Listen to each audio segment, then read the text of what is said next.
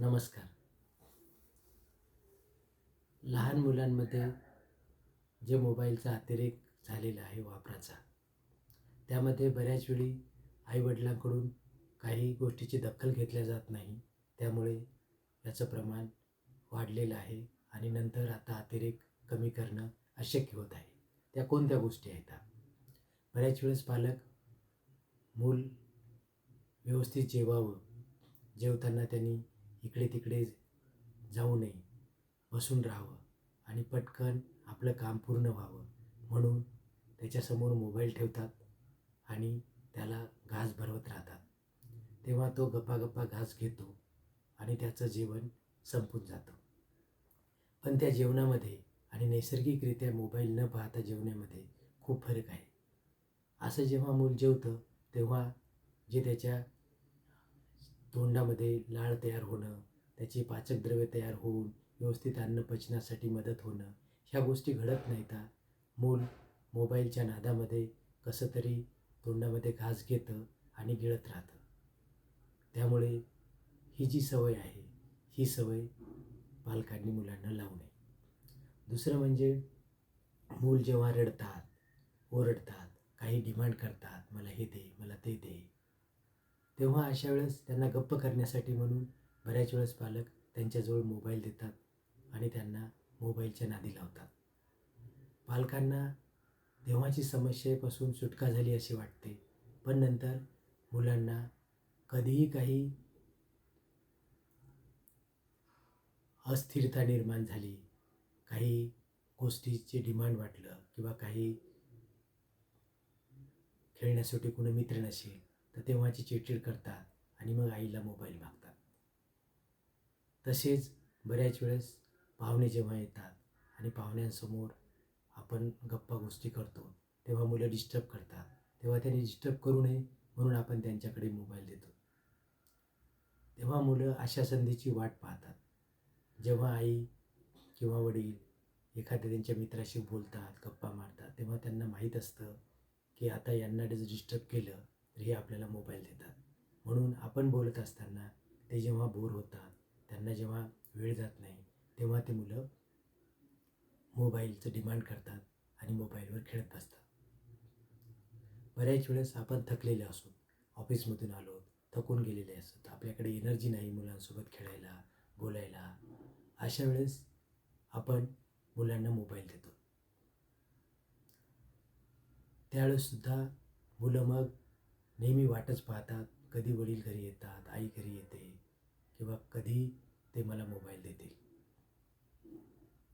दुसरी गोष्ट म्हणजे बऱ्याच वेळेस कधी कधी आईवडील नोकरीसाठी जातात आणि आजीकडे आजोबाकडे मुलांना सांभाळण्यासाठी ठेवतात.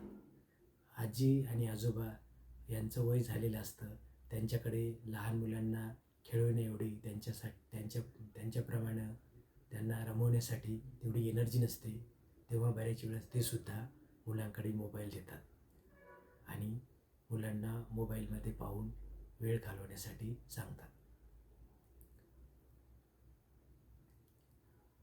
बऱ्याच वेळेस आपण आपलं काम संपलं किंवा रिकामा वेळ असला की मोबाईल घेतो, तेव्हा मूल समोरच असतं. तेव्हा मुलांना हे लक्षात येतं की रिकामा वेळ असला म्हणजे मोबाईल वापरायला काही हरकत नाही. ते मुलं आपलं अनुकरण करतात. तसेच मूल जेव्हा काही तुम्हाला बोलायचा प्रयत्न करते, कधी एखाद्या वेळेस मूल शाळेमधील एखादी घटना सांगते किंवा त्याच्या मित्रांसोबत काय गोष्ट घडली, काय जोक झाला, आम्ही खेळताना काय झालं काय नाही, किंवा मला शाळेमध्ये कोणी बक्षीस दिलं किंवा काय दिलं, असं जेव्हा सांगायचा प्रयत्न करतात तेव्हा बऱ्याच वेळेस पालक मोबाईलमध्ये असतात आणि ते हां, बरं का, हो का, असं म्हणून ऐकतात आणि त्याच्या बोलण्याकडे दुर्लक्ष करतात. तेव्हा मुलं समजून घेतात की यांना माझ्या बोलण्यात इंटरेस्ट नाही, माझं ऐकण्यात इंटरेस्ट नाही. तेव्हा मुलं मग खेळायला लागतात आणि त्यामुळे देखील मुलावर परिणाम होतो. बऱ्याच वेळेस मुलं जेव्हा गॅजेट किंवा मोबाईल मागतात तेव्हा पालकांना नाही म्हणणं म्हणजे एक आपण चूक करत आहोत आणि किंवा पश्चाताप वाटतो. बऱ्याच वेळेस पालक नोकरीसाठी बाहेर जातात, मुलं एकटे घरी राहतात. तेव्हा पालकांना एक गिल्ट असते की आपण मुलांना व्यवस्थित पॅरेंटिंग करत नाहीत, व्यवस्थित त्यांना त्यांच्यासोबत राहत नाही, त्यांच्यासोबत 24 तास. तर त्यामुळे ते घरी आल्यानंतर मुलांनी मोबाईल मागितला तर त्यांना नाही म्हणू वाटत नाही. त्यांना वाटते की ठीक आहे ना, आपण एवढा वेळ घरी नव्हतो आणि आता हा मोबाईल मागतो, तर देऊ मोबाईल याला, खेळेल हा मोबाईलसोबत. तर तेव्हा नाही म्हणायला शिका. त्यांना नाही म्हणणं म्हणजे काय तुमचं पॅरेंटिंग चुकीचं आहे किंवा तुम्ही काहीतरी चूक करता असं नाही. मोबाईल ही गोष्ट विशिष्ट वेळ मर्यादेमध्ये वापरणे, विशिष्ट गोष्टीसाठी वापरणे, वयोमर्यादेप्रमाणे ती वापरणे, किती किती किती तास वापरणे, किती तास नाही, हे सगळ्या गोष्टीवर अवलंबून आहे. पण जर असं छोट्या मोठ्या गोष्टीसाठी आणि आपल्याला व्यवस्थित आपल्याला स्वतःला पश्चाताप होतो, आपण पॅरेंट व्यवस्थित नाहीत म्हणून जर असा मोबाईल दिला तर मग मुलांना मोबाईलचं व्यसन लागू शकतं. तसेच बरेच पॅरेंट इतर लोकांसमोर मुलांच्या मोबाईल वापरण्याच्या पद्धतीचं कौतुक करतात की हा खूप खूप लहान वयामध्ये हा हा गणपतीचं आरती लावतो यूट्यूबवर, हा अशा पद्धतीने मोबाईल याला जमतं, याला मोबाईलचं सगळं जमतं. तेव्हा मुलांना की मी खूप छान करत आहे आणि मोबाईल वापरणे एक चांगलीच गोष्ट आहे आणि मी असं करणं म्हणजे योग्य आहे असं वाटतं आणि मग ते मोबाईल अधिकाधिक काळ वापरू लागतात. स्वतःच्या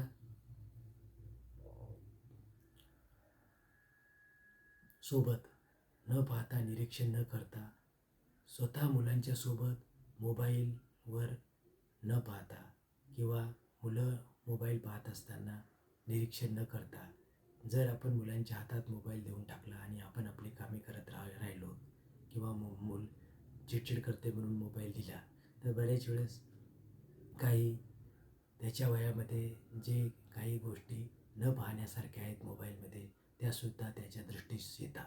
त्याची पण बरेच गंभीर समस्या निर्माण होऊ शकतात. तसेच इतरही काही मोबाईलचे ॲप आहेत की ज्यामधून जे पाहिल्यानंतर मुलांना काही गोष्टी विकृत निर्माण होऊ शकतात. त्यामुळे पालकांनी होईल तोपर्यंत या वयामध्ये मुलांच्या सोबत राहून जे काही त्यांच्या वयाप्रमाणे म्हणजे 0 ते 2 वर्षे या वयोगटामध्ये मुलांना मोबाईल अजिबात द्यायचा नाही.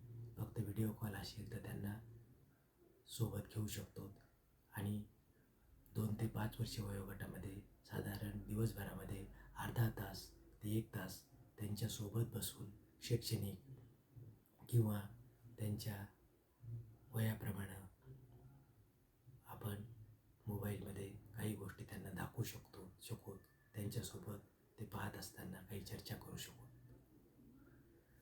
नमस्कार.